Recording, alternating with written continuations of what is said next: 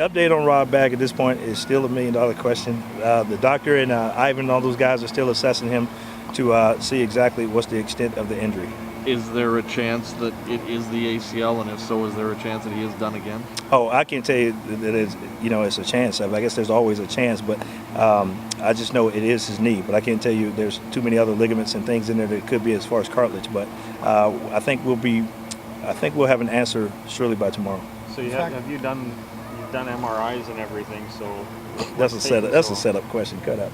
Next question. What can we read into the fact that Rob was running routes here earlier today? Nothing, because Rob, I think last year, if I'm not mistaken, when he did have a tear, he was still running. Rob is such a unique individual when it comes to pain tolerance and also pushing your body to the limit. So you can't read anything into that. Like I said, that's one of the things also, because whatever it may be, it's hard to tell when a guy can do what he's done.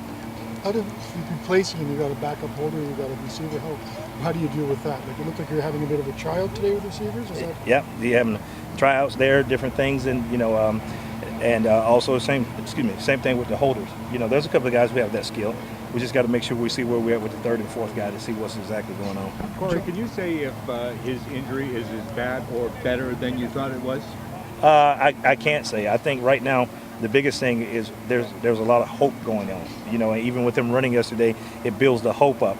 But until we get an actual, definitive answer from the doctors, I can't tell you exactly what it is until I get a medical opinion on this is 100% what's going on with him. A couple of the backup guys are running. They're both on the 9-game list. Would that cause somebody like Johnson and McHenry are using in that spot? Would that be some juggling there? Well, if we have to get to that, then there's things that you have to do. At this point, like I said, there's a couple of other guys that fill that void also.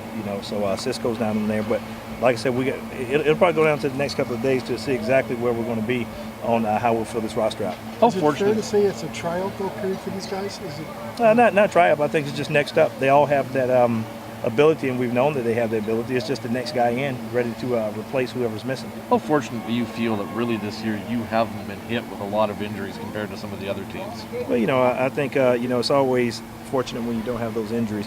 But at the same time, I think every day we preach and we also practice with our next up. You can look at the linebacker core and end core.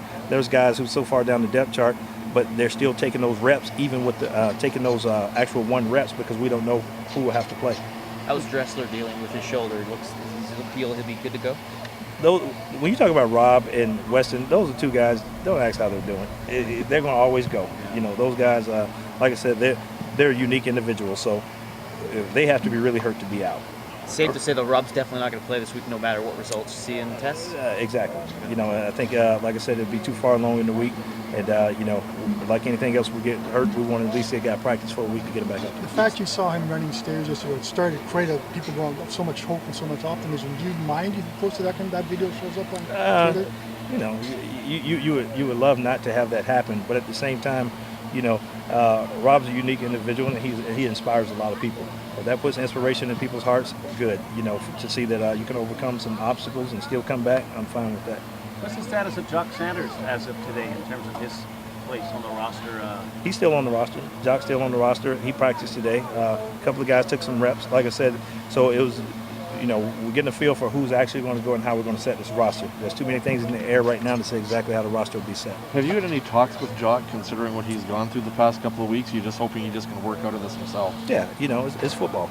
It's football, and whether it's first of all, like I told the guys, what happens to one happens to all, because it affects all of us. So it's not just Jock, it's all of us on the team. There are fumbles in other places, there are missed tackles. There's a lot of things that we have to clean up. Happy with the evolution of Tyrone Brackenridge, who's named Defensive Player of the Week for his performance. Was he? Yeah. Oh, he good for Brack. He's a guy that he's worked hard, and good for his performance there. And I think that's good for all the guys, but I think he couldn't have done it without his teammates, first of all. And like I said, it gives some litigation to where we thought he would be good in that role. With Jock Sanders, do you have to the tone that proved to you can hang on the ball this week too? Was that? They all do. Across the league. We're not going to get into cutting guys because they drop a ball here or there. He's a professional football player, and his job is to hold on to the ball. I don't think there's any player that's ever played and that didn't have a fumble. How about with Diamond Ferry? a lot of penalties, and he had nearly 60 yards of penalties in the fourth quarter alone. Yeah. Have you chat with him, or what do you say? Yeah, well, some things you can just predict and be a fortune teller on. If Diamond Ferry plays Montreal, he plays over the cliff. All right, Okay. and you just have to be able to pull him back. He's going to play with extreme emotion. When these guys play with extreme emotion, you know, it's good because sometimes they play very aggressive and sometimes they go over the edge with that. We just have to make sure that he's pulled back and ready to go, and he understands where we are on each and every play. That was in the fourth quarter. Shouldn't he have been settled down by then? You know, I can't tell you. I don't have his emotions. You have to ask Diamond that. How concerned are you with Dressler with 2 or 3 times he had kind of motion to the sideline, he had to come out, and even today at practice again? Well, you know, it's one of those things to where that's why we're looking for the next up. You know, the one thing we won't do is slow down or look back or start finding hindrances. This is professional football, and that's why you have 42-plus men and you have backups, or excuse me, next ups. So we have to continue to go from there. We can't live off one star. We have to make sure we're playing team football. He had that return in that game that really set up that final field goal. Do you mind putting him there, or do you not like it because you like to just focus on the offense? He'd love to be back there, you know, but different situations for different players. And, you know, as the game goes, as the week goes, we'll see exactly how things turn out for our team. Corey, is Taj Smith a hidden weapon in this offense when you think Durant, Dressler, gets laugh sheets? I think when they all do what they're supposed to do, you know, they're 100% on. You know, and as far as Taj being a hidden weapon, I just think he's one of those extra guys that when he's called on, he steps up. And I think that's what we have, a group of guys that can step up at any play. What's his role in this offense? Right now it looks like all deep balls. And deep balls and touchdowns. That's his role. If he don't get any one of those, he's in trouble.